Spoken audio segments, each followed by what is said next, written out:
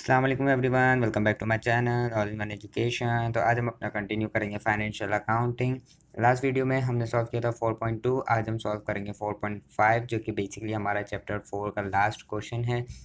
इसके बाद चैप्टर 4 हमारा पूरा कंप्लीट हो जाएगा। इसके बाद हम चैप्टर 5 के रिमेनिंग क्वेश्चंस करके फिर चैप्टर 6 की तरफ जाएंगे, जो कि बेसिकली हमारा ट्रायल बैलेंस है।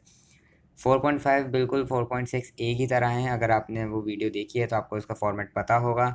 अगर किसी ने नहीं देखी तो मैं बता देता हूँ। 4.6a हमारा पहले वीडियो अपलोड हो चुकी है, वो भी बिल्कुल इसी तरीके का सवाल था। उसमें भी हमें जो है इसी तरह ट्रांजेक्शन्स दी हुई थी ABCD, और उसमें हमें देखना था कि कहाँ पे फ़र्क आ रहा है पैसों में, और वो जो है हमें उसकी एक स्टेटमेंट देनी थी जिसमें वो क्लियरली बता रहा हो कि इस ट्रांजेक्शन में हो क्या रहा है। उन्होंने हमें दो दो हर ट्रांजेक्शन की दो दो स्टेटमेंट लिखने का बोला था, जिसमें मैंने आपको एक एक स्टेटमेंट खुद लिखवाई थी और बोला था कि एक एक आप खुद लिखिएगा। और इसमें जो बेसिकली सवाल हम पहले रीड करते हैं और फिर देखते हैं हमें क्या बोल रहा है। 4.5 from the following statements which give the cumulative effects of individual transactions, you are required to state as fully as possible what transaction has taken place in each case. That is, write descriptions similar to those given in questions 4.1 to 4.4. There is no need to copy out the table. The first column of data gives the opening position.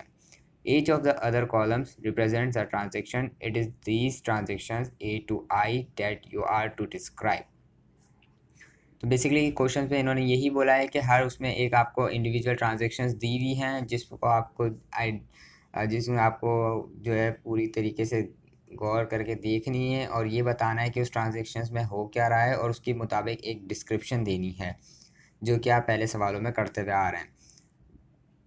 और इसमें जो है इन्होंने हमें ये बताया कि आपको पूरा टेबल जो है नहीं कॉपी करना है, आपने बस वो डिस्क्रिप्शंस देनी है। और पहला कॉलम जो इन्होंने दिया हुआ है वो आपका एज अ एग्जांपल है, मतलब एज अ सैम्पल कॉलम दिया हुआ है। बाकी A to I आपको खुद डिस्क्राइब करनी है। तो नीचे एक नोट लिखा हुआ है, वो भी हम पढ़ लेते हैं। The sign £000 means that all figures shown underneath it are in thousands of pound. Example, office equipment value is £48,000. It saves constantly writing out 000 after each figure and is done to save time and make comparison easier. तो ये बता रहे हैं कि ये जो जितने भी अमाउंट्स लिखे हुए हैं वो 1000 वैल्यूज़ पे डिपेंड है। जैसे कि यहाँ पे ऑफिस इक्विपमेंट की खाली 48 लिखी हुई है, लेकिन इसकी एक्चुअल वैल्यू 48,000 है। इन्होंने जगह टाइम वगैरह को बचाने के लिए ये इन्होंने दो दो डिजिट पर मुश्तमिल रखा है, लेकिन ऊपर .000 इसी वजह से लिखा है कि हर वैल्यू के आगे आपको ये 3 ज़ीरो लगाने हैं। ठीक, तो चलिए अब हम शुरू करते हैं सवाल। पहली ट्रांजेक्शन देखते हैं जो कि हमारा सैम्पल कॉलम से A तक है। सारे हम चेक करते हैं, लैंड्स एंड बिल्डिंग वगैरह सबकी सेम है, लेकिन यहाँ पे मोटर व्हीकल्स जो है, मोटर व्हीकल्स की वैल्यू 5 यहाँ पे बड़ी है। पहले 95 थी, A पे आने के बाद वो 100 हो गई है, यानी कि 5000 का फ़र्क आया है। क्योंकि 5 वैल्यू का फ़र्क आया है तो उसके आगे अगर 3 ज़ीरो लगा देंगे तो 5000। ठीक है, तो यहाँ पे 5000 बड़े हैं, और अगर हम नीचे चलते हैं तो बैंक में से 5000 कम हुए हैं। तो हम ये कह सकते हैं कि यहाँ पे इन्होंने मोटर व्हीकल बाय की है 5000 वैल्यू की, और वो इन्होंने चेक के ज़रिए बाय की है, क्योंकि बैंक में से आपके पैसे कम हुए हुए हमें नज़र आ रहे हैं, और उसके अलावा कहीं और कुछ भी कम नहीं है ना ज़्यादा है। तो हमें इसके मुताबिक एक डिस्क्रिप्शन देनी होती है, तो इसका हम दे देते हैं। सबसे पहले ये है हमारा A, तो हम इसकी डिस्क्रिप्शन कुछ इस तरह दे देते हैं। अबाउट मोटर व्हीकल्स फॉर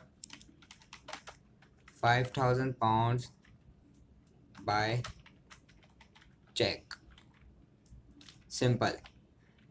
मैंने यहाँ पे क्या लिखा है, about motor vehicles for 5000 by cheque, यानी कि हमने मोटर व्हीकल्स बाय की है 5000 चेक के ज़रिए। तो इसमें हमारी पूरी ट्रांजैक्शन कवर हो गई है कि हमारा मोटर व्हीकल्स में 5000 वैल्यू बढ़ी हुई क्यों है और 5000 चेक बैंक में से कम क्यों है। इसमें उन्होंने बता दिया है कि हमने मोटर व्हीकल्स बाय की है 5000 वैल्यू की, तो इसलिए मोटर व्हीकल्स में हमारी 5000 वैल्यू बढ़ गई, और जो है बैंक के ज़रिए यानी कि चेक के ज़रिए हमने बाय किए, तो हमारे बैंक में से वो पैसे डिडक्ट हो गए। तो सिंपल ये ट्रांजैक्शन थी A की। तो इसके बाद देखते हैं A to B में क्या फ़र्क आया है। ए टू बी में सबसे पहला फ़र्क जो मुझे नज़र आ रहा है वो यहाँ नज़र आ रहा है, जो कि हमारा कैश है। कैश हमारा 4000 डिक्रीज़ हुआ है, और उसके नीचे चलते हैं, कहीं और भी ये 4000 हुआ होगा तो हम देख सकते हैं क्रेडिटर्स में जो है 4000 वैल्यू जो है कम हुई है। तो हम ये कह सकते हैं कि हमने 4000 जो है वो किसी क्रेडिटर को पे कर दिए हैं, जब भी वो हमारे कैश में से कम है, और हमारी लाइबिलिटी जो कि हमारे क्रेडिटर्स हैं वो हमारी वैल्यू कम हुई है, यानी कि हमने उनको थोड़ा सा कर्ज चुकाया है। तो हम यहाँ पे सिंपल इसकी ये डिस्क्रिप्शन बना सकते हैं, paid creditor £4000 by cash. Simple, paid creditors £4000 by cash. इसमें देखो इन्होंने पूरी ट्रांजेक्शन कवर कर दी है बी की, कि हमने क्रेडिटर को 4000 कैश के ज़रिए पे किए हैं। तो अब आपको पता है जब हम क्रेडिटर को पे करते हैं तो हमारी लाइबिलिटी कम होती है, तो इसलिए 112 से वो 108 हो गई, 4000 वैल्यू कम हो गई, और कैश के ज़रिए पे किए हैं तो वो हमारी कैश जो है 4000 कम हो गए। ठीक है, उसके बाद आ जाते हैं B2C। तो B2C में सबसे पहला फ़र्क, जो बहुत बड़ा फ़र्क नज़र आ रहा है, वो हमारा बैंक में नज़र आ रहा है, जो कि पहले 22 था, अब हो चुका है 172, यानी कि यहाँ पे 1,50,000 पाउंड का फ़र्क आया है। और इसका दूसरा फ़र्क हमें नीचे यहाँ पर लोन फ्रॉम ली इसमें नज़र आ रहा है, यानी कि हम ये कह सकते हैं कि हमने ली से जो है लोन लिया है 1,50,000 पाउंड का चेक के ज़रिए, जब भी हमारा बैंक में पैसे 1,50,000 इंक्रीज़ हुए हैं। ठीक, तो हम यहाँ पे सबसे पहले सी की हेडिंग डाल के लिख देते हैं, borrowed 1,50,000 from Lee by check.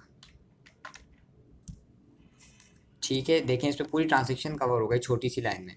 Borrowed 1,50,000 pound from Lee by cheque, यानी कि हमने ली से जो है कुछ 1,50,000 पाउंड जो है उधार लिए हैं चेक के ज़रिए, जब ही हमारे बैंक में पैसे इंक्रीज़ हो गए, और जो है हमारे जो लोन फ्रॉम ली की वैल्यू भी इंक्रीज़ हुई है, तो क्योंकि उस पर जो है हमारी लाइबिलिटी और फर्दर इंक्रीज़ हुई है।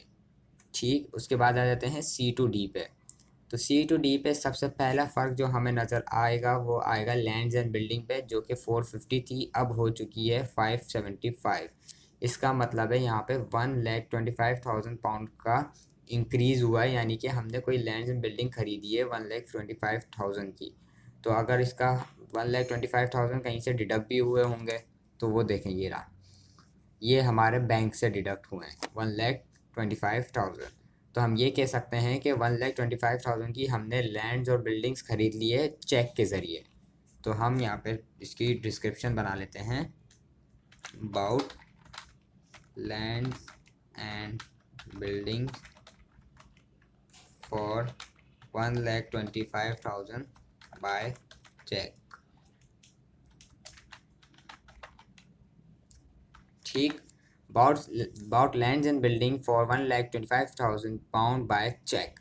ठीक है, इसमें पूरी ट्रांजेक्शन आ गई है कि हमने लैंड एंड बिल्डिंग ली है और चेक के ज़रिए ली है। उसके बाद D2E। तो D2E में सबसे पहला फ़र्क जो हमें नज़र आएगा वो यहाँ आएगा डेप्टर्स में, जो कि इंक्रीज़ हो गया है। कितना इंक्रीज़ हुआ है? 80,000। 80,000 जो है वैल्यू वैल्यू यहाँ पे डिक्रीज़ हुई है।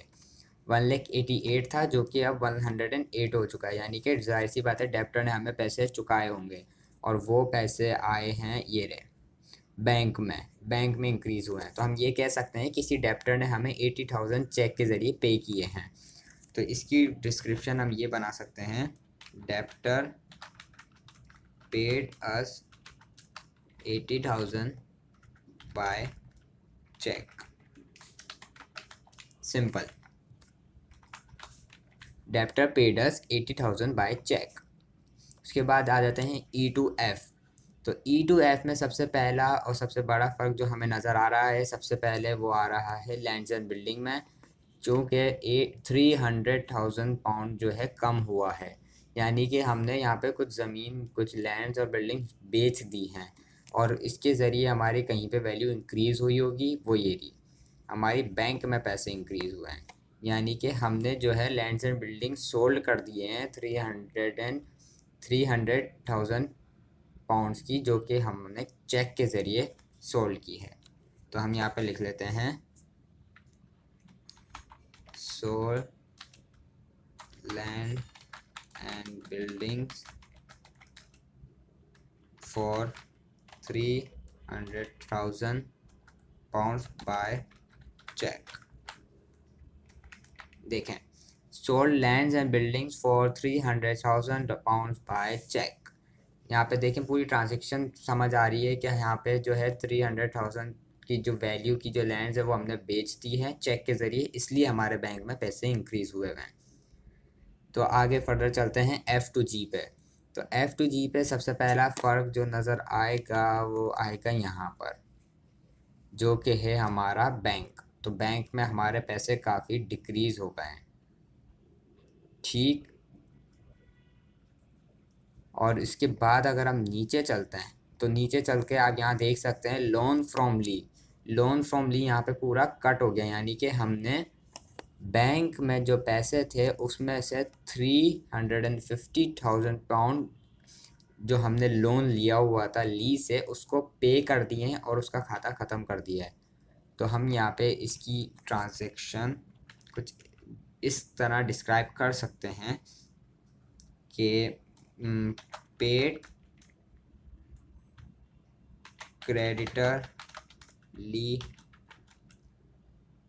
350,000 pound by cheque. Paid creditor Lee 350,000 pound by cheque. तो यहाँ पे हमारी पूरी ट्रांजैक्शन समझ आ गई है कि हमारे बैंक में से पैसे क्यों कम हैं और हमारा जो लोन फ्रॉम ली है वो कटा हुआ क्यों है, क्योंकि हमने उसको पे कर दिए हैं बैंक में से। उसके आगे चलते हैं G2H में। तो G2H में सबसे पहला फ़र्क हमें यहाँ नज़र आएगा जो कि कैश है, और उसके बाद जो है हमें एक फ़र्क नज़र आएगा जो कि हमारा क्रेडिटर है। तो क्रेडिटर में 8,000 वैल्यू कम हुई है और यहाँ से कैश में से 8,000 वैल्यू कम हुई है, यानी कि हमने किसी क्रेडिटर को पैसे पे किए हैं 8,000 कैश में। तो हम यहाँ पे इसकी ट्रांजैक्शन यूँ लिख सकते हैं, paid creditor 8,000 by cash. Simple उसी की तरह है जो हमने बी वाली ट्रांजैक्शन लिखी है। और इसके बाद हमारी आखिरी ट्रांजैक्शन जो कि आई और सबसे डिफ़िकल्ट ट्रांजैक्शन है, ये थोड़ी समझने लायक है। इसमें सबसे पहली जो फ़र्क हमें नज़र आएगा वो आएगा स्टॉक में। स्टॉक हमारा यहाँ पे कम हुआ है 17,000। देखिए पहले 110 था, अब 93 हो गया है, तो यानी कि 17,000 वैल्यू यहाँ पे कम हुई है। इसका एक ही मकसद हो सकता है कि हमने या तो वो सामान वापसी कर दिया है या तो हमने वो सामान सेल कर दिया है। तो अब हम नीचे चलते हैं तो हमें पता चलेगा कि हमने क्या किया है। और यहाँ पे देखें डेप्टर वाली साइड पे वैल्यू इंक्रीज़ हुई है, और यहाँ पे डेप्टर वाली साइड पे वैल्यू कितनी इंक्रीज़ हुई है, 12,000। देखें 17,000 का स्टॉक था लेकिन डेप्टर वाले साइड पे 12,000 वैल्यू बढ़ी है। और अगर और नीचे चलें तो कैपिटल यहाँ पे 5,000 डिक्रीज़ हुआ है। तो चूँकि हमें इसकी कोई डिस्क्रिप्शन अपने हिसाब से बनानी है तो हम ये कह सकते हैं कि 17,000 का जो स्टॉक था वो हमने 12,000 में बेच दिया है किसी बंदे को, वो भी क्रेडिट पे। वो हमारा डेप्टर है, उसने अभी हमें पैसे नहीं दिए हैं।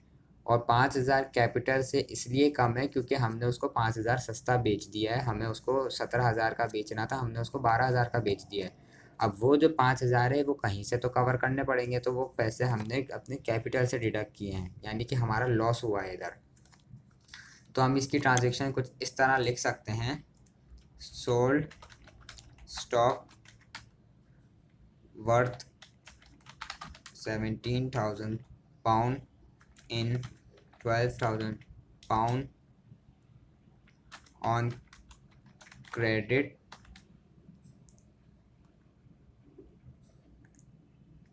sold stock worth 17,000 pounds in 12,000 pounds on credit, बस सिंपल। इसमें हम यहाँ पे कैपिटल का जिक्र नहीं करेंगे क्योंकि सिंपल सी बात है, जब किसी सामान को हमने नुकसान में बेचा है तो कहीं से तो पैसे पूरे करने होंगे ना, तो वो हमारे कैपिटल से जाएंगे, जाहिर सी बात है। क्योंकि हमने जो अपनी कंपनी के इन्वेस्टमेंट के लिए पैसे रखे हुए हैं वो कैपिटल में होते हैं। और इसी के साथ हमारा 4.5 यहाँ पे कंप्लीट होता है और चैप्टर 4 भी कंप्लीट होता है। अब हम चैप्टर 5 के रिमेनिंग क्वेश्चंस करेंगे। आप ये सवाल चेक कर सकते हैं ओवरव्यू, अगर आपको कुछ कहीं पे देखना हो। तो मिलते हैं अब अगली वीडियो में। तब तक के लिए अपना ख्याल रखें, चैनल को सब्सक्राइब कर दें, बेल आइकन को हिट कर दें ताकि जब वो वीडियो इसका नोटिफिकेशन आपको आ जाए। तब तक के लिए अल्लाह हाफिज़।